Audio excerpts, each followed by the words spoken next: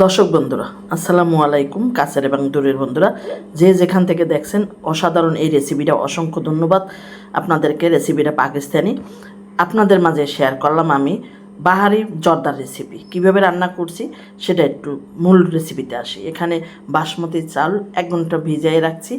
এখন একদম ঝটপট করে এই বাহারি জর্দা কিভাবে রান্না করা যায় সহজভাবে সেটা কিন্তু আমি তুলে ধরছি এই রেসিপিতে। পানি গরম দিছি, এখানে শুধু পানির ভিতরে আমি লবণ আর তেজপাতা, এছাড়া আমি কিছুই ব্যবহার করি না। আপনারা সাধারণভাবে রান্না করবেন কিন্তু অসাধারণ খেতে লাগবে সেরকম একটা রেসিপি। তেজপাতা আর লবণ দেবেন, ফুটলে চালটা দিয়ে ভাতটা রান্না করে নিচ্ছি, সেটা আর দেখাইনি। একদম 100% কিন্তু চালটা সেদ্ধ করতে হবে যেহেতু বাসমতি চাল। এখানে বাদাম আর চীনা বাদাম আর কিশমিশ ভেজে নিলাম। একই ঘিয়ের ভিতরে আবারও ঘি দিয়ে ভাজতে হবে, নাহলে বাটার দিয়ে ভাইজা যে কোনো ড্রাই ফ্রুটস তারপর উঠে রাখতে হবে। তার ভিতরে মশলা দিয়ে দিলাম দারচিনি, এলাচ, লং, এই 3টা দিয়ে একটু যে সময় ফ্লেভারটা আসছে তখনই কিন্তু এই যে ভাত রান্না করে আমি মাঠটা গালাই নিছি, কিচ্ছু করি না, ছেঁকিও নাই। ওইভাবে মাঠটা যেরকম আমরা ভাত খাই সেভাবেই কিন্তু পাতিলের মধ্যে ঝটপট রান্না করে আপনাদেরকে দেখাইতেছি। এতটা ভালো হয়েছে, এতটা টেস্টি হয়েছে। এইরকমভাবেই রান্না করবেন, 100% সেদ্ধ করবেন, 80%ও না। ভাত সেদ্ধ হবে, উঠে ফেলবেন, মাঠটা গাড়িলে সাথে সাথে দিয়ে দেবেন পাতিলের মধ্যে। অনেক কোনো ঢালারও দরকার নেই, ঠান্ডা করারও দরকার নেই। সাথে যে মশলাগুলো আছে অবশ্যই উঠে রাখবেন। আমি এখানে 2 পট চালের রান্না করছি ভাত। এখানে কিন্তু সম পরিমাণ 2 পট চিনি দিছি, তা তো হয়নি। এই ব্রাউন চিনিটা একটু একটু মানে মিষ্টিটা কম থাকে, এই জন্য আমি 2.5 কাপ দিছি। আপনারা সাদা চিনি দেন 2 পট দিলেই হবে, ডবল দেবেন। চাল যতটুকু চিনি ততটুকু দিতে হবে, তাহলেই পারফেক্ট মিষ্টি হবে। অনেকেই ভয়ে কিন্তু জর্দা করতে চান না। আমি যে প্রসেসিং বাহারি জর্দাটা করে দিলাম, এই রেসিপিটা কিন্তু আপনারা ইউটিউবে খুঁজলে সহজে পাবেন না। এটা পাকিস্তানের রেসিপি, সেখান থেকেই আমি এখন ইনস্ট্যান্ট মাওয়া বানাই নেব। আর আপনাদের হাতে বাজার থেকে কিনলে সে মাওয়া দিতে পারেন। আমি দুধ আর ঘি দিয়ে মাওয়া বানাই নেব, সেটাই দেখাইলাম। এখন ড্রাই ফ্রুটস দিয়ে আবারও একটু মিশাই নেব। চুলার আঁচটা কিন্তু মিডিয়াম টু লো আছে, বাড়াবেন না। আর আস্তে ধীরে লাড়বেন, কিন্তু এতটা ঝরঝরা হবে আপনারা নিজেরা চোখেই দেখতেছেন। প্রত্যেকটা চাল কিন্তু ভাত কিন্তু একদম ঝরঝরা।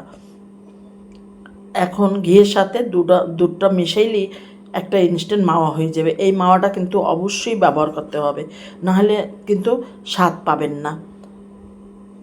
এখানে আমি কোনো মালটা বা কোনো কমলা কিছুই ব্যবহার করি না, যেহেতু আমি আজকে বাহারি জর্দা বানাবো। সেখানে মাওয়াটার পরিমাণটা একটু বেশি দেব, ঘির পরিমাণ বেশি দেব, তাহলেই আমার এই জর্দাটা খেতে কিন্তু অসাধারণ লাগতেছে।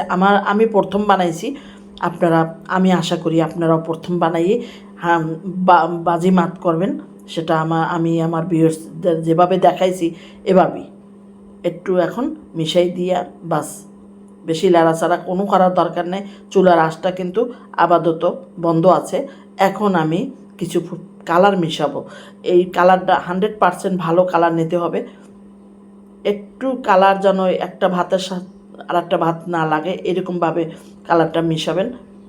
এই একদম সহজ, কিন্তু দেখতে কিন্তু অসাধারণ হবে। সামনে যখন বেড়ে দেবেন, কিছু সাদা, কিছু লাল, কিছু হলুদ, কিছু ব্লু, বিভিন্ন কালার আপনারা ব্যবহার করতে পারেন। এই যে কিছু ম্যাঙ্গো কালার, কাঁচা আমের কালারটা দেখেন, সবুজ কালার যেটা বলে সেটাও কিন্তু দিয়ে দিতে আছে। সাদা ভাতগুলো এটা জর্দার কালার। এই আমরা তো সবসময় এক কালার দিয়েই বানাইতে আছি, এখন আমি একটু বাহারি বানাই দিলাম। দেখেন, আমি কিন্তু মেহমান আসে নাই, সার্ভ করতে পারি না, এই জন্য আপনাদেরকে দেখাইতে পারি না। এমন মজাদার, যেমন মজাদার খেতে তেমন কিন্তু। এখন কিন্তু ঘি দেওয়ার পালা। ঘি যত বেশি দেবেন ততই ভালো লাগবে। দমে রাখবো, কিন্তু সব কিছু দিয়ে একটু দমে রাখবো 2-3 মিনিট। এই যে দমে দিয়ে দিলাম। আস্তে আস্তে কালারটা কিন্তু আস্তে আস্তে সম্পূর্ণ ভাতের সাথে মিশবে।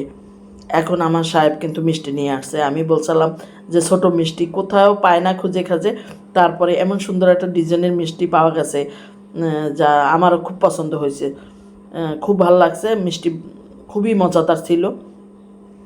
ঝটপট আমি এডিট করে দিলাম আপনাদেরকে। তারপরে মোরব্বা না দিলে হয় না, মোরব্বা অবশ্যই দেবেন। এইগুলাই দিলেই স্বাদ বেড়ে যায়। এখন মিষ্টি কিছু দিয়ে আমি দমে দেব, আর কিছু সার্ভ করবার সময় কিন্তু আমি মিষ্টি ব্যবহার করব। যখন সার্ভ করবেন তখন মিষ্টি ব্যবহার। ধন্যবাদ।